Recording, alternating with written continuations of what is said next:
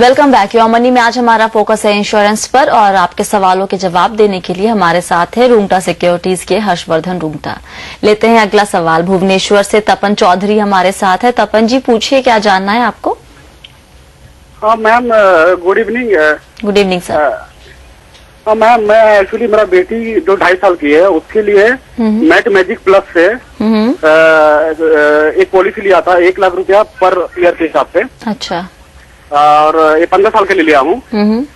तो मैं 29 अगस्त अभी जो था उसमें उस टाइम लिया था ये पॉलिसी। अच्छा।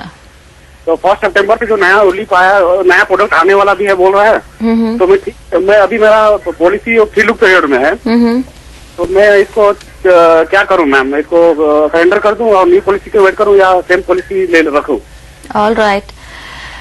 हर्ष, पहले वाला यूलिप है, ये नया यूलिप नहीं है, क्या सलाह देंगे? सरेंडर कर दे, फ्री लुकिंग पीरियड है। डेफिनेटली तपन जी, क्योंकि ये पुराना प्रोडक्ट है। हमने पहले भी कहा है कि 1 सितंबर से जो नए प्रोडक्ट्स लॉन्च हुए हैं वो इन्वेस्टर्स के लिए काफी फेवरेबल हैं। चार्जेस बहुत रैशनलाइज्ड हैं। तो आपके लिए ये डेफिनेटली रहेगा सजेशन कि आप इसे एग्जिस्टिंग पॉलिसी को सरेंडर कर दीजिए फ्री लुक पीरियड में। सिर्फ जो चार्जेस आपके जो कटेंगे वो ये है कि वो स्टैम्प ड्यूटी चार्जेस जो पॉलिसी इशू करने वक्त लगते हैं, मेडिकल टेस्ट जो करवाते हैं वो चार्जेस कटेंगे, और एनएवी में जो डिफरेंस है वो आपको इनफैक्ट आपको इस समय तो ज्यादा ही मिलेगा।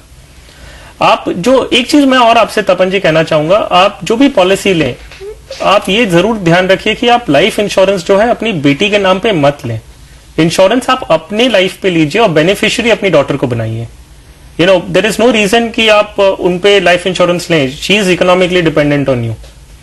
आपके हिसाब से चिल्ड्रंस प्लान जो इंश्योरेंस कंपनीज ऑफर करती हैं वो ज्यादा बेहतर होगा। आप ऐसा करिए, मेटलाइफ का चाइल्ड प्लान और जो बाकी इंडस्ट्री में एचडीएफसी का यंगस्टार एक अच्छा प्रोडक्ट है और आईसीआईसीआई प्रूडेंशियल का स्मार्ट किड, आप इन प्रोडक्ट्स में कंपैरिजन कर लीजिए, चार्जेस कंपेयर कर लीजिए, जिनके कम हो आप वो हिसाब से वो प्रोडक्ट ले सकते हैं। मैं आपसे ये भी कहूंगा कि आप एक एक्सपर्ट की राय लें, क्योंकि इंश्योरेंस प्रोडक्ट्स एक कमोडिटी नहीं है कि आप जाएं और खरीद लें। इसमें काफी वेरिएशंस रहते हैं। जो आपको सूट करता है वो जरूरी है कि कोई आपको उसके लिए गाइड करे।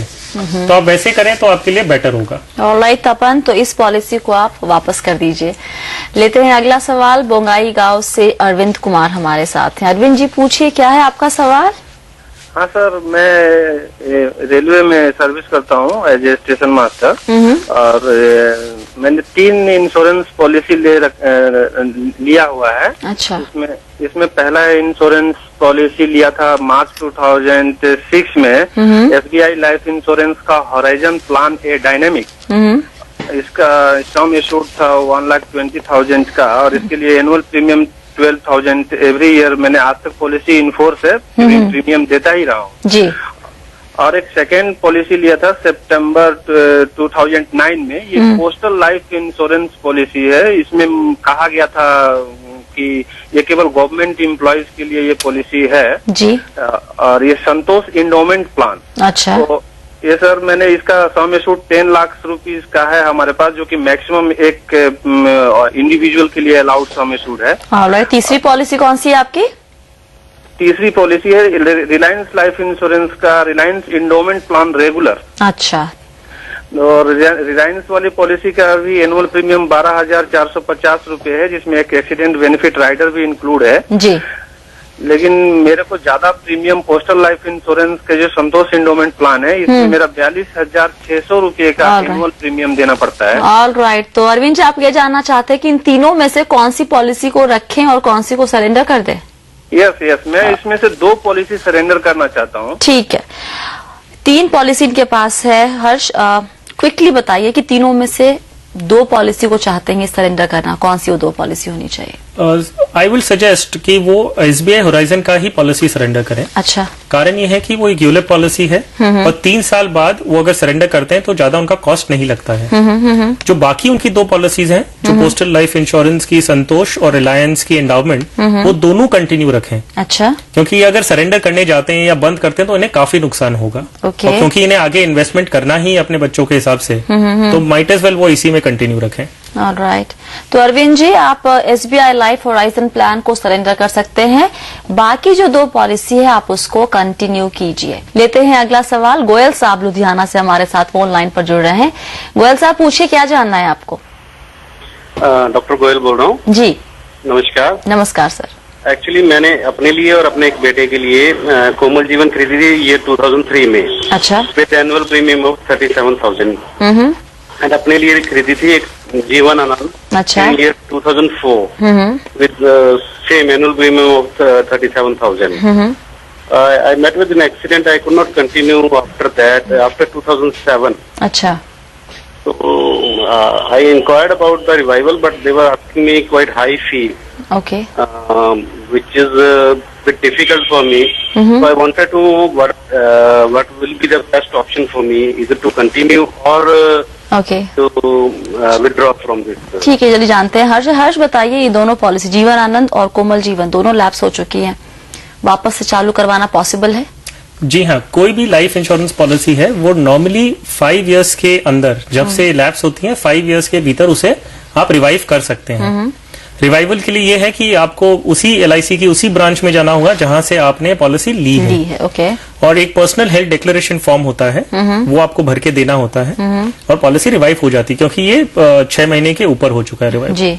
अब इनका ये जो प्रीमियम आउटस्टैंडिंग है वो डॉक्टर जी आपका 4 और 5 साल का जो भी प्रीमियम ड्यू है वो आपको भरना होगा अगर आपको पॉलिसी रिवाइव करनी है।